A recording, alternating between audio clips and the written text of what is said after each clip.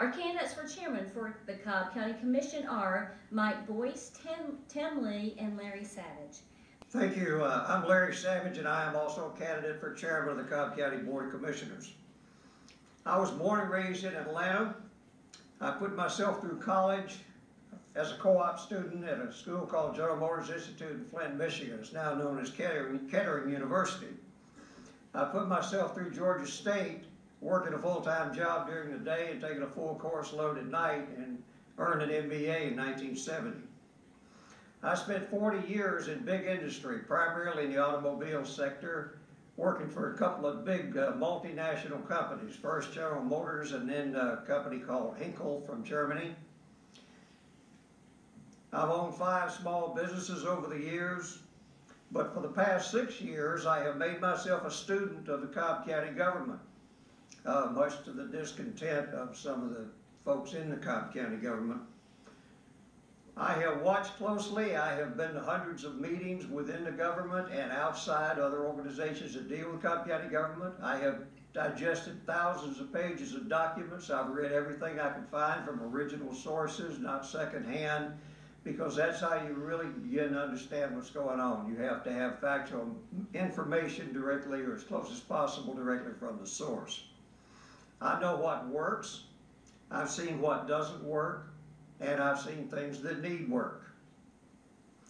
Altogether, this makes me, I think, the best prepared, the best informed, and the best qualified person, not just in this race, but to ever seek a seat on the Cobb County Board of Commissioners.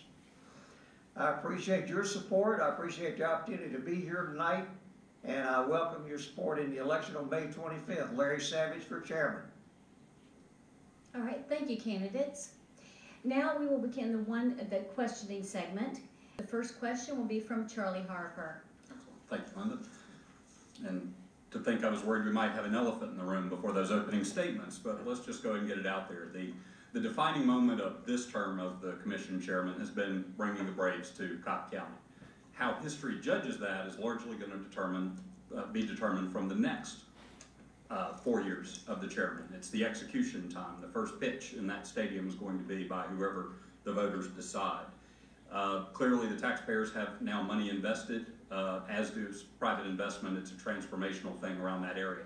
So can you tell us about, as chairman during the next term, when this becomes a reality, and is it the construction cranes we currently see, what's your plan to either take advantage of this if you see it as a plus, or to minimize the cost and risk if you're still seeing it as a negative? Because the decision has been made, so we're going to have to move forward one way or the other. So I'd like to hear very specifically about what's next for this project that everyone's invested in, rather than looking backwards at things that won't be changed. So for the next 4 years and beyond, what's next for both the Cobb Commission chairman as it relates in the Braves community, Cumberland, CID, the whole area there? You know, I said this at the GOP fish fry the other day, that the stadium is the stadium. It's coming along very nicely. It's going to be a spectacular facility. And no matter what your view of it has been up to this point, we now are in a position where we own it, and we can choose, do we want to own it as a success or as a failure? So we're all, I think, going to have to find ourselves in a position doing everything possible to make it as successful as possible. And that being said, though, we can't leave behind the past altogether, because the past has left a little bit of a mess on the table.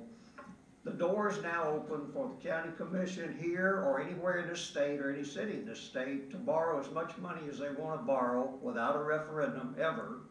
All they have to do is follow the template that was laid down here in Cobb County on the stadium deal.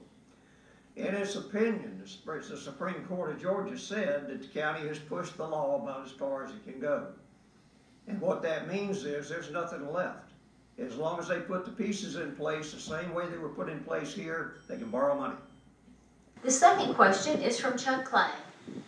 You all, one of the three of you is going to be the next, I guess, the leader of the most important job in Cobb County in defining what we look like. Even going one step further, take the Braves Stadium out of it. About 30-second aside, 86, 87, when I was a West Cobb commissioner, there was no Barrett Parkway, there was no West Cobb Loop. Wayne Shackford came and talked to me about building a regional mall up on Roberts Road, which was a 2-lane road in Kennesaw with a 1-lane bridge. Some of y'all might remember. And I thought, this got to be the dumbest son of a gun I've ever seen in my life. Of course, that's why he went on to be worth about $100 million, and I'm still Mrs. Clay's idiot son, Chuck. But the fact of the matter is, we at one point in time had to make a decision. I had no clue what that Barrett Parkway, West Cobb Loop, all of that would mean in terms of this part of the county, good or bad. And so just a very quick sort of thumbnail sketch in the vision piece out there. What's the next big game changer overall when you're balancing quality of life versus jobs versus economic development versus future? And I just love to hear your views. I can tell you that the world today is following the lead of a lot of urban planners. Georgia Tech is milling out urban planners by the carload in bachelor's degrees and master's degrees. And they are forming consultancies, and they come and work for county governments and make plans for them. The number of plans that are drawn up, transit-oriented development plans, and I don't know, there are a variety of names for them. It's just mind-boggling sometimes. I don't think that's going to take us where we need to go. I think we're going to have to wait and see the next entrepreneurial development, and I think it's going to be in the world of transportation. I think we're going to see things like autonomous cars take over and make obsolete the whole concept of major developed rail corridors and that sort of thing. Our third question is from Jim Galloway. Gentlemen, you're lucky. You've heard this question before if you were sitting in the back of the room. And I got to be honest, from the previous panel, I didn't get quite the answer that I was looking for. I want you gentlemen for the next minute to wax philosophical. Tell us what your vision is for transportation in Cobb County in the next 10 to 15 years. Tell us where you're taking us, where you want to take us. Does it involve rail? Does it involve buses? Does it involve Uber? Or as Mr. Savage says, is it about Google cars that take us wherever we want to go? Do you favor Cobb becoming part of a state-driven, coordinated Metro Atlanta transit network? Well, when you talk about regional solutions, I'd like to say, first of all, the idea that local governments do not coordinate their transportation systems is not correct, because we don't have any roads that stop the county line. Of course there's coordination, there always has been. And it may not always be perfect, but there is coordination. When you talk about coordination with the Atlanta Regional Commission managing it, you get into a different situation, because the transportation proposals, going back to the T-Splosh, were proposals that were not targeting traffic congestion problems that we already have. They were proposals to build transit systems that would promote new development in places where connected people would profit. We see that the Atlanta Regional Commission current chairman is a development guy. The previous chairman was a development guy. They've even consolidated more power in the hands of the chairman of the ARC.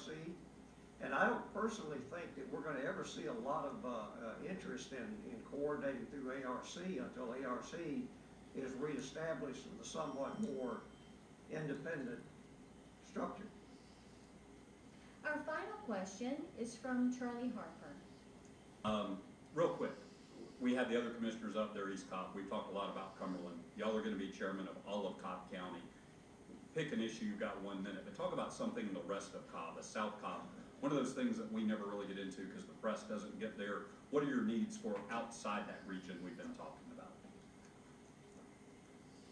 And the first answer goes to Mr. Savage. Well, I think we're probably going to come back to the subject of green space and the kind of amenities that families like. You know, we've got this dichotomy developing where we're going to have people wanting to develop high-rise communities and high-density communities in places like Cumberland and Town Center, but yet Cobb County remains a suburban oriented place with an awful lot of families who want a lawn and a backyard and a place for their kids to play. Those things, I think, are going to be in conflict with each other for some time to come. And frankly, I hope that the suburban style of the front yard and the backyard and a place for the kids to play is going to prevail. And one of the steps that we're going to have to take in that area is to protect and preserve green space and things like historical artifacts. Candidates will now give their 2-minute closing statement. From my 6 years of study of the Cobb County government, I already knew that there were issues. I had some familiarity with the government sections of state law and the state constitution. In 2013, I woke one morning to the news about the stadium, and then I quickly got hold of anything I could find about it, including a memorandum of understanding and the breakdown on how the thing was going to be funded. And I saw the part about the special districts and special taxes that were being created. I immediately felt that that was probably not lawful, the way it was described. I started to do research. I became convinced it was not lawful. And my research also took me through sections of the state constitution where the taxpayers are given protections in the state constitution. The protections are to protect us from government excess. Specifically, the Constitution gives us a very clear protection against debt. Debt on the part of local governments requires a vote by the people, a referendum call for that purpose. It couldn't be written in a more clear language. But in Cobb County, the decision was made. We've got a lawyer that can get us around that requirement to vote. And so they did. So we lost our right to vote to control debt. In 1957, it was the early stages of the civil rights movement. Martin Luther King made a speech in Washington, and he used over and over again the term, "Give us the vote." Actually, he said, "Give us the ballot," but it means give us the chance to vote, and we'll take care of a lot of these problems. We have lost the chance to vote by an act of our government. There's nothing more precious in our way of life than our voting rights. And anybody who messes with our voting rights is messing with the backbone of our society. When government at any level tinkers with your most basic and most precious rights, you have to see the need to stand up. Larry did a good job. I did stand up. I did go to court. I did defend our right to vote. And I'll continue to do that.